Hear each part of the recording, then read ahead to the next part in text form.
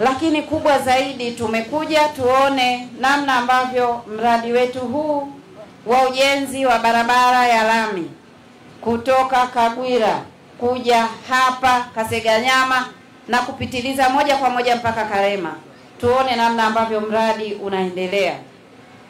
Ninashukuru kwamba nimepokea taarifa ya maendeleo ya mradi, na nyie pia mmesikia taarifa ya mradi, lakini nyie mnashuhudia zaidi kinachoendelea kila siku katika mradi huu. Lakini jambo kubwa kabisa, wakandarasi, mradi uko nyuma kwa mujibu wa ratiba ya mradi. Uko nyuma kwa asilimia takribani ngapi? Kama 9 na pointi, si ndio?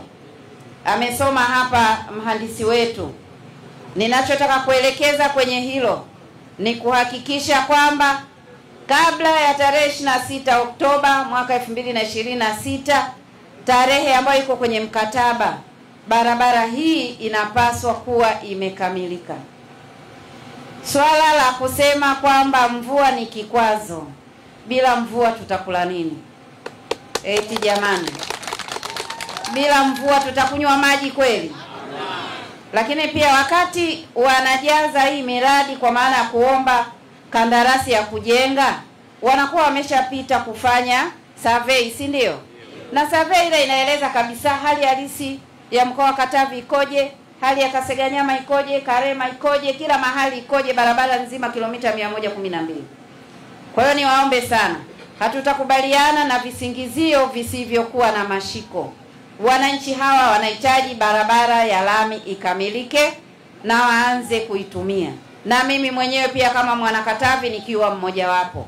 Kwa maana hiyo nasema na naelekeza barabara hii ikamilike katika muda uliopangwa. Oktoba 2026, mwaka mmoja kutoka sasa, barabara hii iwe imekamilika kwa 100%. Tuko pamoja ndugu wa kandarasi? Swala lingine, wananchi wenzangu wa Kaseganyama, lakini nazungumza na nyie kwa niaba ya wananchi wa vijiji vyote ambavyo viko pembeni ya barabara hii ya lami. Niwaombe sana, miji yetu yote na vijiji vyetu vyote na vitongoji vyake vilivyoko pembeni ya barabara hii sasa hivi vimeanza kupanda thamani, na imekuwa ni miji ya kibiashara, vijiji vya kibiashara, vitongoji vya kibiashara. Thamani ya ardhi imeshabadilika, imeshapanda sana. Niwaombe msiuze ardhi kiholela.